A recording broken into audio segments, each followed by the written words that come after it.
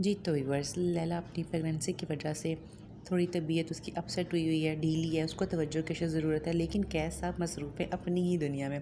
وہ آصفہ کے ساتھ سائٹ پہ جانے میں مصروف ہے، کہیں نہ کہیں وزٹ کرنے میں مصروف ہے۔ وہ اس چیز کو بھول ہی گیا کہ اس کی بیوی پریگننٹ ہے اور اس کو اشد ضرورت ہے توجہ کی۔ ایک دن لیلا کال کرتی ہے اور آگے سے اس کی کال آصفہ ریسیو کرتی ہے ایز اے فرینڈ، لیکن آصفہ کو ایسا نہیں کرنا چاہیے تھا۔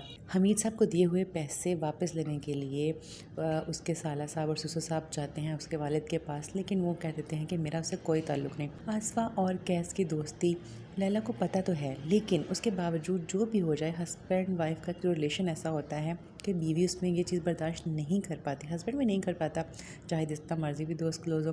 لیکن اس ٹائم لیلا کی کنڈیشن ہی کچھ ایسی ہے، وہ بیچاری پریگننٹ ہے اور اس کو اشد توجہ کی ضرورت ہے۔ اور مزے کی بات یہ دیکھیں کہ جس ٹائم لیلا کو توجہ کی ضرورت نہیں تھی، لیلا کی اماں اور کیس کی اماں دونوں اس کے پاس تھی۔ اب لیلا بیچاری پریگننٹ ہوئی ہے تو دونوں ہی اس کو چھوڑ کے چلی گئی ہیں، حالانکہ اس ٹائم اس کو اشد ضرورت تھی۔ اس کے چڑچڑے پن کی وجہ بھی صرف اکیلا پن ہی ہے۔